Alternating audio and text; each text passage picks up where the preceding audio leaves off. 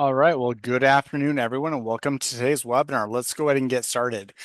So my goal is typically to try to keep these conversations to about, give or take 30 minutes or so. Kind of a lot to unpack here today. So my goal is really to try to overwhelm you guys with as many insights and best practices and emerging trends that I possibly can. Obviously we are going to take a peek at Reviewr. The goal here is to help you guys visualize a lot of these concepts and kind of introduce how we're powering these themes. But the goal is, again, for you guys to have some takeaways that you can implement with or without Reviewr. Ultimately, how I measure success in these conversations is if there is one or two small things that you take away that you can implement right away to your programs. That's obviously a win. For anybody that does want to explore Reviewr deeper, though, of how obviously the platform in itself can power your programs or some of the unique elements to it, I am dropping into the chat my personal calendar link. Would love to have the opportunity to spend some time chatting through, again, your programs, what you guys are up to, and diving deeper into Reviewr. So, with all that said, I am going to kind of give a really quick introduction to who I am, what we do here at Reviewr, and also kind of set the stage for today's conversation. So, at the end of the day, Reviewr works with, thousands of membership-based associations as well as nonprofits, foundations, government institutions, agencies, you name it, doing a wide variety of use cases. So today we're very heavily focused on like member or recognition awards. With that said, we do scholarships, we do grants, we do board nominations, volunteer committee apps, a conference call for speaker, proposal, fellowships. That list goes on and on. Really, any type of program that requires the intake of some type of submission or application that needs to go through a formal review, scoring, selection process. So at this point in time, we do thousands of these programs per year. We've been doing this since about 2012. One of the things that makes us rather unique and why we named the company Reviewr is because that's who we were. So in a past life, our team served as part of a review committee for programs like this. So we firsthand experienced, the many nuances that go into judging and scoring, everything from like the physical paper binders that in 2008, how it was ran, to the online transformation, which is really a combination of emails and spreadsheets and downloading of documents, and of course, today at Reviewr. Why this system was built, two-part. One is as a volunteer, we felt the fatigue. We'll talk more about that here today.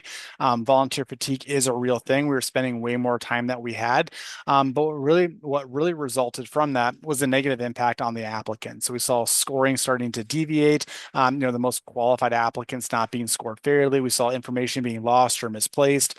We saw personal identifying information that could have been redacted that wasn't, which led to more of like a popularity contest opposed to more formal judging and scoring. So built Reviewr for two parts. One is to how do we elevate the review selection volunteer perspective, but then also how do we overarching provide our membership and our applicants and our demographic a much more pleasant experience. So while we're talking today is again, Reviewr runs so many of these programs. A lot of our clients will take their current kind of award programs or their structure and they go through our implementation process. And as they kind of go through there, they really lean heavily on our team's consultative approach, just because again, we've seen so many different ways that these programs are ran. There is no right or wrong way of doing a recognition award or any of the other use cases that I talked about. But we are kind of unique in the sense that we've seen 1,000+ programs per year. And so a lot of times as clients on board with us, they'll share with us their application forms and like their workflows and their process, what their goals are. And then instead of just making a direct carbon copy in Reviewr, it allows our team to kind of audit their programs, make some suggestions, not just how to maximize the use of Reviewr, but also like what are other people in the space doing. And so what's often resulted from that is certain clients of ours that we think are doing things really either unique or really, really well. So I wanted to create a webinar today showcasing one of our clients. We'll come back to that. It's actually the University of Tennessee's Alumni Association. And I know many of you guys here today may be part of academia, but the concepts still apply to any association. We feel that they're doing what I call like 6 to 7 different things that kind of really just stand out. And so some of these are maybe complete shifts in my ideology changes to how you run your programs. That's totally fine. Others might be just doing things slightly different that we think might be beneficial. So I'm not going to get too deep into my presentation. I think my goal today is to be more visual, more interactive. Obviously, if you guys have questions or comments, toss them in the chat. But a couple of things I'm going to look at today. Number one is how do we kind of structure our award categories? I'm also going to include into there things like eligibility checks and matching of programs. One of the biggest takeaways today is how do we kind of deviate from the very standard nomination process? Most organizations have a one-dimensional application, which is either a nominator or a nominee that submits. And how do we kind of split that into two parallel workflows? Again, this isn't for everybody. A nominator portion and then also a nominee portion. The goal there is number one, increase participation rates. And then number two is have higher quality content being submitted by the nominees themselves. So the goal there is to increase participation. But then the third bullet point here is then if we're going to increase participation, or if you're already a high volume program, how do we create a review and selection process that's fair, but also being sensitive to your volunteer time? So we're going to talk a lot about volunteer fatigue, ratios, pairings, and things like that. We are then going to look at quantitative scoring, so how to properly review and score applicants. We're also going to introduce a concept here with AI of how you can kind of expedite the review process by generating things like AI summarization or mapping applicant submissions to your scorecards. And then the last thing I want to look at is a concept called normalization. So to kind of tease you on that, the idea behind this is that your team has personal tendencies. Not a single person reviews applicants the same way as somebody else. And so the idea is like, how do we prevent one of your volunteers who on average scores way higher or lower than the collective average from negatively impacting the applicants that they were assigned to review? So with all that said, my goal here today is actually to walk you guys through step by step the University of Tennessee's process. That way you can kind of visualize how they're doing these types of things. So the first thing I'm going to kind of walk through, I'm not going to show this one to you, is just overarching award categorization and award program design. So we hear all the time from associations that their goal is to increase participation rates. And the number one way that we can do that is actually breaking your nominations into two parts, nomination versus application. Also leveraging data, so being able to visualize in real time the number of people that have started nominations, automate reminder messages to them up until deadlines. That's the number one way to do that. But before we can kind of go there, we have to make sure that we're actually catching right our target demographic. A lot of organizations and associations have a pretty limited pool of award categories. And so if you look at who your demographic and your audience is, in this case, it's our membership. For many of them, they don't have a home. So, for example, one of the very common awards that we often see is like a lifetime achievement or a Hall of Fame. The challenge with that is a very small number of your overarching member is even qualified for that award. And so the bulk of them have no home, right? There's nowhere for them to go. So this is more of like a question to you guys to kind of internally think through, but the idea is to kind of think through like what type of award categories can we spin up where no matter who you are as a member, there's a place for you. We'll look at this with the University of Tennessee. One of the most low-hanging things that you can do is like a 40 under 40 award if it's an individual or maybe like a new member of the year. So many organizations are really struggling nowadays, obviously engaging a younger demographic of member or engaging with new members early on. So creating like an award category for that younger demographic or a new member actually carves out like a future path for their member engagement scores and it catches them right away. Other examples you could do is like volunteer of the year awards. You could do like a DEI or like a innovation type of award category. But this is more of like an internal discussion amongst yourself. Look at your overarching membership pool, figure out, okay, of our membership, like, do they all have a home with the awards? If not, start to look at the characteristics that make up those members and then get creative with different types of award structures. Again, the goal is that when you guys market your award programs and do your outreach, no matter who they are, there's a place for them to submit a nomination for. So I wanted to get that out of the way. I think so many people just kind of like bypass that and they just kind of stick to the current categories and they say, well, each year participation declines or we're not growing the program. And it's like, well, that makes sense, right? Because only 5% of your membership is even eligible. So before we kind of go further, I just want to make sure that you guys are thinking through that. The next thing I want to look at, which is we're going to spend a few minutes here on, is lowering the barrier for nomination. So this is not for everybody. There's definitely some pros and cons. The idea behind this, though, is that for so many organizations, their nomination structure is very one-dimensional. It's either I'm going to nominate somebody else, and then I, as the nominator, do the entire thing. And the reason why, generally speaking, is they want to surprise the nominee, and that makes sense. And so in that example, that you still may go that route. However, the other example would be I am a self-nomination. The issue with that is a self-nominee's quality of entry is typically substantially better than if they were nominated by somebody else, because who knows more about themselves than, of course, themselves. And so if that is the example, and you've got a combination of self-nominations and peer nominations coming in, it's very hard to score them and rank them because you're not really comparing apples to apples.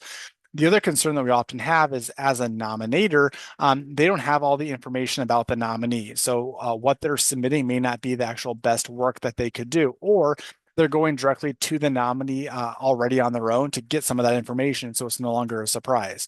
And so if their nominator is going to go to the nominee already to gather this information, why wouldn't we just go to them directly from the source?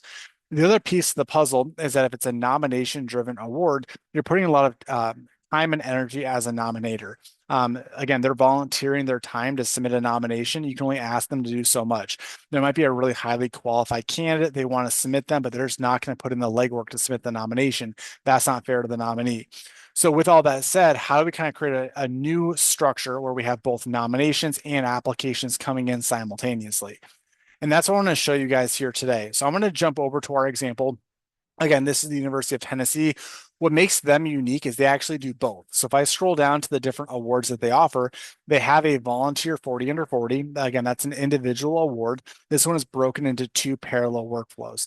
There's a nomination portion. All the nominees are then notified, and then the nominees fill out their portion. And then Rocky Top, which is a very traditional model, is all nominator derived. The nominees themselves are never involved in the process. So to look at that, again, the goal here is to basically lower the barrier so much for nominators that participation rates go through the roof. So nominator comes in. This is again a direct carbon copy of their program. It doesn't get any more basic than this. Everything in Reviewr is completely configurable, right? So if you want to have your nominator submitting more information, by all means, you certainly can. But don't go to the extreme. Again, the goal here is to create a very low barrier nomination form. The number one goal here is to increase participation rates and get the word out. So in this example, the nominator comes in. They first and foremost select, is it a self-nomination or are they nominating somebody else? If it is a self-nomination, they completely move on to a full-on award submission form. If it's a nomination for somebody else, all they're simply doing is saying, who am I? Who am I nominating? And briefly, why? That's in itself where the magic happens, because what's going to happen is this will then trigger a notification to the nominees. Now, to be clear, we have some clients that will have this workflow. These notifications are not done automatically. Their internal team first will vet all the nominations, and then at that point, they basically invite certain people to come back. But in this example, the nomination basically sends a notification to the nominee saying, "Hey, Troy, you've been nominated for this year's 40 under 40. Now fill out your application." So now the nominee themselves comes in and they're the ones that are putting forth the bulk of the energy on the form. And again, rightfully so. If we kind of scroll through here and look at some of the questions that they're asking, the nominator just doesn't know these things. Like we can't ask a nominator to submit a bio or a resume because they don't have it on hand. So again, the quality of work goes up tremendously because we're getting it directly from the source. And generally speaking, conversion rates go up and then the quality goes up as well because the nominee themselves are going to put in the most time and energy. So it is a very different process than what I think a lot of organizations are used to, but I think it is very beneficial. For those of you that want to stick to a very traditional model, we still support that, right? So nominator comes in, they basically say who they're nominating, they can pick their award category, and then again, the nominator is the one that fills out the form on behalf of the nominee. So we still support both models. It's just that dual nominator nominee workflow is what I want to introduce to you guys here today. One other thing about that makes it work really well is your conversion tracking. So at least using Reviewr, the system has all the logic that's built in. So you, from an admin perspective, have these built-in dashboards. It shows you dates and deadlines. It shows you recent activity. It shows you where everybody is at within their journey. So for the marketers on the call today, on the very front end, you can track nomination progress. You can see who started versus who hasn't finished. You can automate reminders to the in progress. You can look at the nominees of who's been nominated. Have they done their portion, yes or no? If not, you can send reminders to them. And then again, you can also send reminders to the nominator. So the dashboarding, obviously, we're not going to get too deep into this today, gives you complete transparency into what's happening. There's no more downloading. There's no more exporting. The entire end-to-end experience is powered in one spot. But I do think, though, now that we've broken the nominations into two parallel workflows, it does present a pretty big opportunity for how you guys send out those reminders and track progress. So the next thing I want to touch on, and I'm going in this order by design. This last thing that we just touched on, I think is very important for you guys. I also feel that this one's very important for you as well. It is creating review processes and workflows that actually mimic real world usage. So before I kind of talk through examples of how to pair up your review team with submissions, I want to leave you guys with two numbers, and that is volunteer fatigue. So we analyzed well north of 1 million submissions in Reviewr to look at when does volunteer fatigue set in. And the goal behind that wasn't just to figure out like at what point in time do volunteers get tired. It's what actually happens when they get tired. So what the data told us is that on average, a review committee member who is a volunteer on average can score roughly 30 to 40 nominations. Once they start to score more than 40, obviously they get tired. But what ends up happening is submissions 40 through 60 are being scored on a completely different scale than submissions 1 through 30. Again, that's problematic because they're either going to start to rush through this and give way higher or way lower scores, or they're now comparing the 30th through 60th submissions against the first 30, whereas the first 30 didn't have that advantage. So, a couple things that you can do. In Reviewr, you can shuffle that list. And so, at least at its core, the 40 submissions that I look at are showing up in a different order than another volunteer. Or you can consider how do we break this program apart where our volunteers actually don't need to look at more than 40 submissions. You might be asking yourself, well, we have a smaller staff size, so they have to look at all of them. And that very well might be true. That kind of brings up the next two bullets that we're going to look at, which is how do we make the process more low barrier for the volunteers, as well as injecting things like AI. But the other metric worth looking at is how many times on average should a nomination or an applicant be reviewed? And that number comes out to be between 3 to 5 times. Any submissions reviewed less than 3 times, generally speaking, does not give us enough data to make an informed decision. However, if an applicant has scored more than 5 times, so again, 6 through 30, their actual totals and averages don't change a whole lot. It becomes a law of diminishing return. So I always want to start here because these numbers are true. We analyze a lot of data to come up with this. And so what you can basically do now internally is look at how many, I guess, submissions do you receive? How big is your review and volunteer team?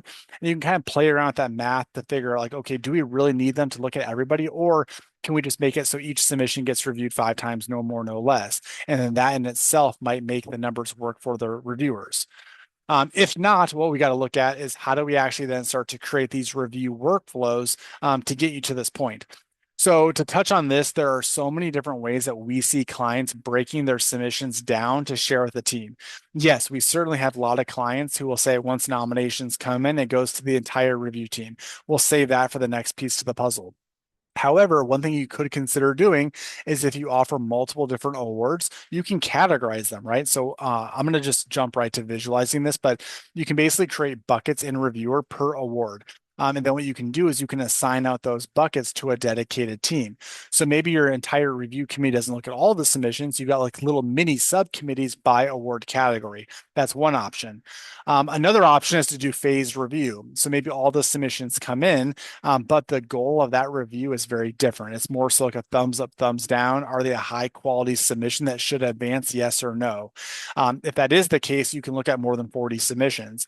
Obviously, not everybody advances on. So by the time it gets to the more formal judging scoring process, that's when the review committee comes in, they rank them, they score them, but they're looking at a much smaller subset. So, and you can do a combination of both. You can categorize them, you can create review rounds or phases, and then within each one of those, you can assign submissions to your team.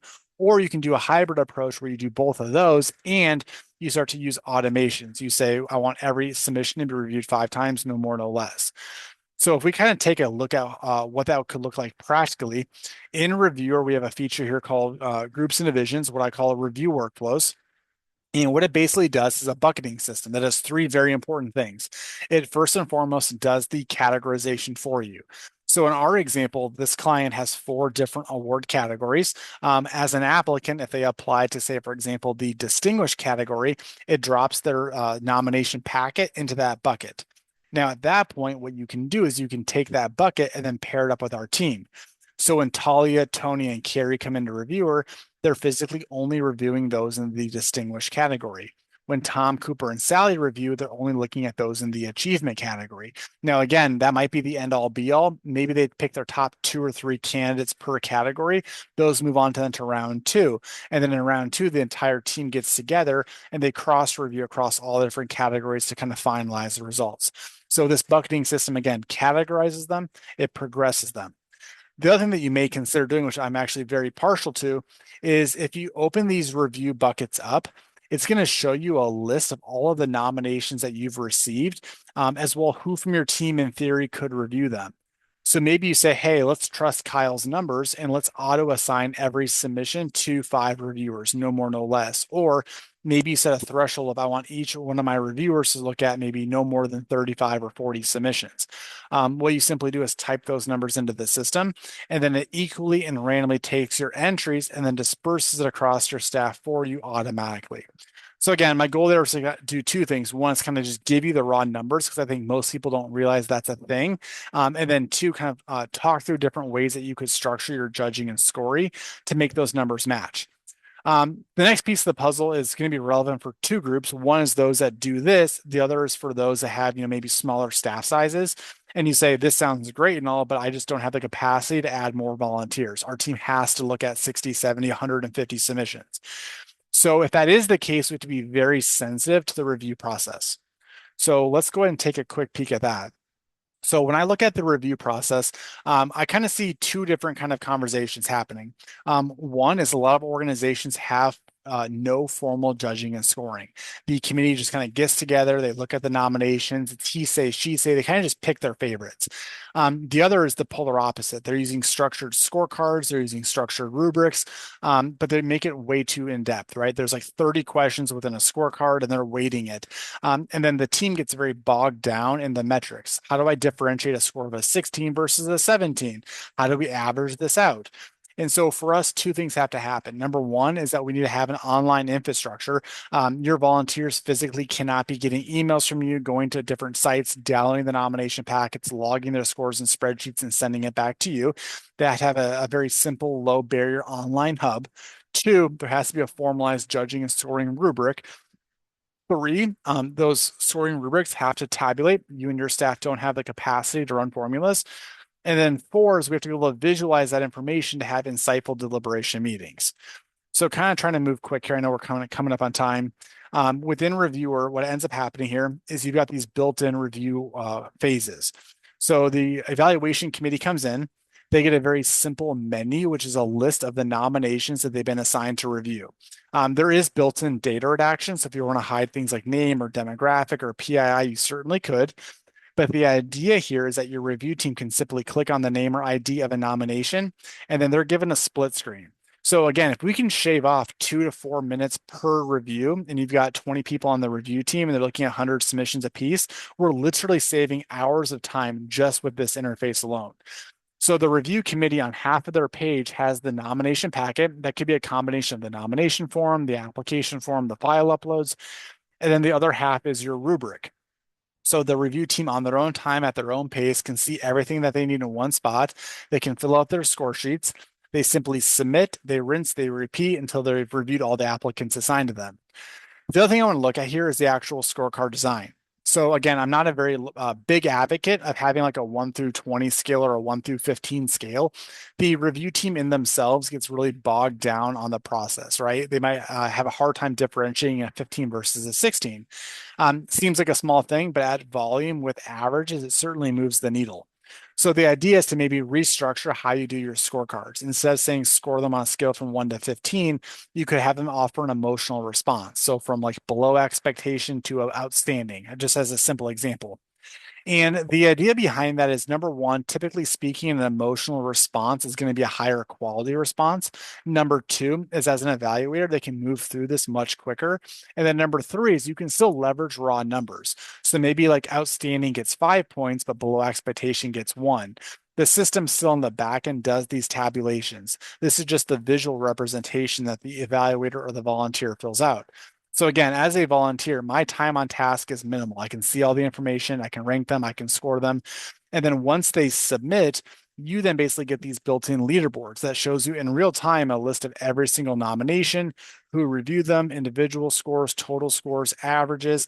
And then you can leverage this data to make decisions. Either you advance people from one round to the next, or maybe the team gets together, they pull this up, and they have a very insightful deliberation meeting that's powered by data-driven results. So I want to kind of just touch on that. The other thing I want to look at here, I'm going to kind of just jump ahead, is potentially where AI could be leveraged. So I'm going to visualize a different judging portal. This is kind of the next judging portal that we're about to launch. Everything that we're about to look at here already exists within Reviewr. The idea, though, is to look at how AI could be used. I'm using this as an example because I loaded three different examples onto one. So you might say to ourselves, okay, well, we don't have the ability to add additional staff size, and our submission packets are long and complex. What you may consider doing is leveraging AI to help your team. Now, by no means am I saying let's have our team use AI to actually rank and score and make decisions for us. What you could consider doing is a concept called smart summaries. And what basically happens is using AI, the system can audit the submitted content, nomination form, application form, file uploads, and it takes comprehensive, complex submissions and it converts it to like a one-page review brief. So for a lot of teams, they don't need to look at the entire nomination packet, at least in the first phase of review.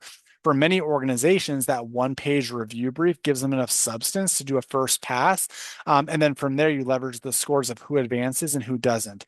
Those that advance then move on to the full review where they can view all the documents and the long form content. The other example you may consider is using a concept here that I call scorecard alignment. And the idea behind this is that if you are using scorecards, in this example, one of the scorecard prompts is clarity of proposal. The challenge with that is the data that your team needs to score that might live in three different file uploads and two different form fields. So your team has to read through a bunch of information, remember what they read, and then map it back to a scorecard. In this example, we basically tell AI, hey, go find all the data submitted relevant to clarity of proposal. It then finds it for you and then pulls it forward. So it's not doing any summarization. It's basically just restructuring the data to better closely map to your scorecard. So again, by no means is this required, but it is a common tool for maybe teams with higher volume and or lower staff to kind of expedite that judging process. Now, to be clear, you can toggle back and forth from the AI view versus the full view whenever you guys want to. So let's kind of move on. The last thing I want to kind of touch on here is going to be the actual committee decision-making process. So, and again, this will be the last thing I want to touch on. So let's go back to my example here. If you look at these results, I made the recommendation earlier on that you could take every submission and randomly disperse them. So every applicant gets reviewed 5 times. The review team never looks at more than 40. In theory, that's a really good idea. The downside to that, though, is that not every applicant is now being reviewed by the same team members. So the question I always ask then is, okay, what if your review committee or team scores on different scales? Again, what if you have a judge named Kyle and one called Susie? Kyle, on average, scores people at 10. Susie scores people at 30. On paper, there's a 20-point disparity, which means that if you were as an applicant were assigned to me, you're at an immediate 20-point disadvantage than if you had been assigned to Susie. However, that's not actually true. My score of 10 and Susie's score of 30 are not 20 points apart. They're actually the exact same score. It's each one of our own personal averages. So again, the idea was to kind of showcase how modern organizations are using Reviewr slash doing awards. Here's what this organization is now doing. They basically have what I call a normalization report. And I'm going to jump ahead to make this less overwhelming for you. What I want you to focus on here, though, is this green column. This green line shows you the individual averages or scores per committee member. So again, looking at the raw data, Paul over here in this column on average gives out a score of a 24. Tony, however, gives out a score of a 34. So using a traditional judging model, again, any applicant that was reviewed by Paul and not reviewed by Tony is at a 10-point disadvantage. What you really want to do, though, is you don't want to be comparing Paul to Tony. What you want to do is look at all the submissions that Paul scored and how did he or she score them against his or her own tendency. So if they were scored higher than a 23 or higher than a 24, they were scored higher than average. If they were scored lower than 24, they were scored lower than average.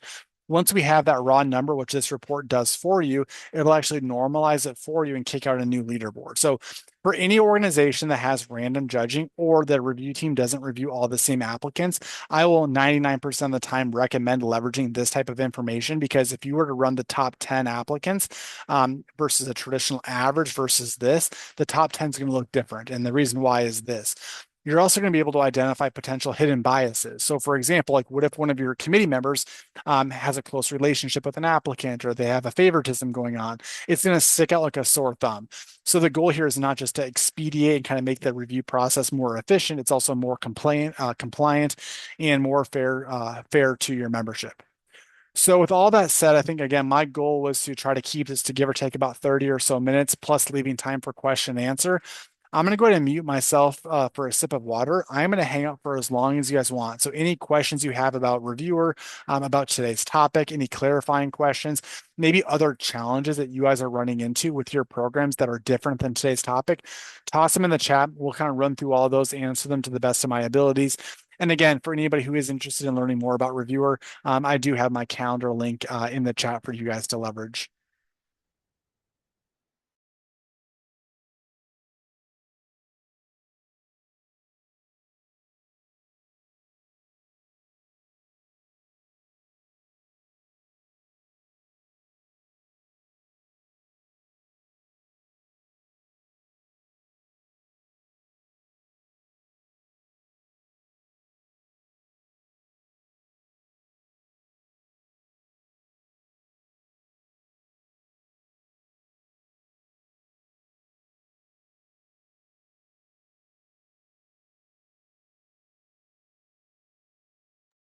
Jay, getting pretty quiet. Why don't we kind of go ahead and then wrap things up? Like I said beforehand, my calendar's in the chat.